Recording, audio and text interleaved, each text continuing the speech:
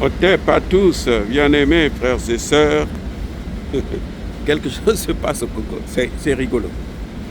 Vous savez, Corneille Nangaa, qui était le président de la CENI, le Conseil national, je ne sais pas moi, de l'organisation des élections, quelque chose de ce genre. Alors, et il était le président de la CENI quand Tshisekedi a pris le pouvoir, là, la première fois en 2018-2019.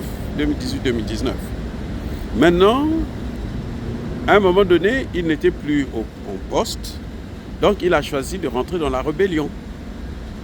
Il a créé ce qu'on appelle l'Alliance du fleuve Congo. Et il fallait maintenant qu'il recrute, parce que lui-même il a été recruté par Kagame, l'Ouganda et puis les autres. Et donc il fallait maintenant qu'il trouve des gens qui vont participer avec lui. C'est pour ça qu'on a vu des gens, des députés, des ministres, des directeurs généraux, les militaires, des colonels qui quittaient l'armée, les institutions nationales pour rejoindre un voyou, un criminel, un bandit. Maintenant, il faut comprendre pourquoi il quittait là-bas. Qu'est-ce qui les motivait? En fait, la motivation, c'était l'argent. Les Congolais vont mourir à cause de l'argent. Quand je parle des Congolais, là, des deux Congos, Congo, Brazzaville, Congo, Kinshasa, de toutes les façons, ils sont pareils. Il n'y a rien qui les différencie, ces gars. Mes excuses. Donc, ces Congolais-là, ils aiment tellement l'argent que les Américains, les Français qui sont derrière le mouvement, derrière Kagame et puis le mouvement de Corneille Nangaa, ils vont donc demander à Corneille Nangaa de faire une déclaration selon laquelle promettre à tous ceux qui vont adhérer au mouvement qu'ils auront $5,000 de frais d'installation. 5 000. Et chaque mois, ils auront $2,000 américains. Donc $7,000 le premier mois. Et donc, leur famille serait vraiment dans l'opulence. Le militaire congolais le combattant congolais, il a peut-être 160 ou en tout cas un peu moins de $200 américains. Donc quand il voit de tels salaires, $2,000 chaque mois, mais attendez, c'est à peu près le tiers du salaire d'un député congolais. Et donc ils n'ont rien à envier à un député, ils sont dans la brousse, ils n'ont pas assez de dépenses à faire, ils mangent bien, ils dorment bien, et puis voilà. Donc maintenant, les gars se sont pliés en masse. Mais il a recruté Corneille Nangaa. Il a beaucoup recruté. Mais imaginez quoi?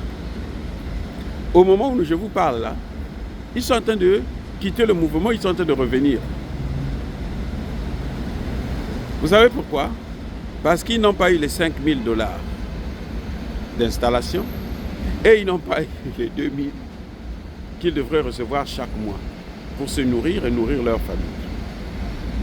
Donc les gars, il y en a qui meurent là-bas de faim. Nzala et Leki Bango. Et ils sont obligés de revenir dans la société. Ils sont obligés de se repentir. Alors, vous voyez à quel point le problème du Congo, en fait, c'est pas trop grave. C'est nous-mêmes qui sommes à l'origine de ces problèmes parce que nous sommes attirés, non pas par le succès, la réussite de notre pays, mais par l'argent seulement. Voilà, c'est tout. La seule chose que nous cherchons, c'est l'argent. Quand il y a l'argent, eh bien, vous achetez n'importe quel Congolais. Vous achetez le Congolais, vous achetez sa femme, ses enfants. Parce que ceux qui partaient là, mais ils partaient avec l'accord de leur famille. Toute la famille est d'accord, non, vas-y, parce que là-bas, il y a l'argent. Nous, on va vivre bien. Ils ne savaient pas qu'ils sont en train de vendre un pays. Et j'espère que ces gens-là, ils ne vont pas être réintégrés dans la société comme ça, simplement. Ils ont besoin d'aller d'abord en prison et puis d'être rééduqués. Il faut une formation d'éducation civique particulière pour ces gens. Je l'espère, en tout cas à mon avis. Ce n'est pas des gens qu'on va réintégrer dans la société comme ça. Ceux qui travaillaient, c'est fini. Ils ne peuvent plus travailler dans la fonction publique. Le travail pour eux, c'est dans le privé. Il faut les prendre, qu'ils aillent faire des champs, qu'ils aillent faire comme on a fait avec les Koulouna, là, les criminels, là, les petits criminels qu'on a recyclés, et puis qui deviennent aujourd'hui des gens qui construisent des bâtiments, qui font l'agriculture, qui sont dans tout, sauf dans l'administration. Dans la police, ceux qui étaient militaires, là, ils sont radiés définitivement. On ne peut plus les reprendre. Il n'y a pas de pardon pour ce genre de choses-là. Parce qu'ils ont trahi la nation et c'est une haute trahison, c'est très grave. En principe, ils devraient mériter la peine de mort. Mais comme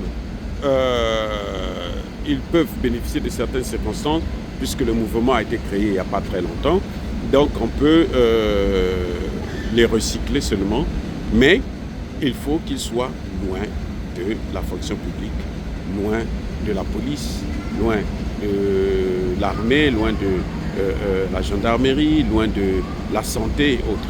Les seules choses qu'ils peuvent faire, c'est travailler dans le privé ou encore se lancer, par exemple, dans l'agriculture, dans le bâtiment. Dire cela, c'est inciter à la haine ou à la violence? Non. Il y a ma colère, il y a ma lèvre. Encore une fois de plus, bien-aimés frères et sœurs, je persiste et je signe. Soyez bénis, abondamment bénis par le Dieu de Kémit et par nos ancêtres angélisés. Vive l'Afrique éternelle. J'ai dit et j'assume.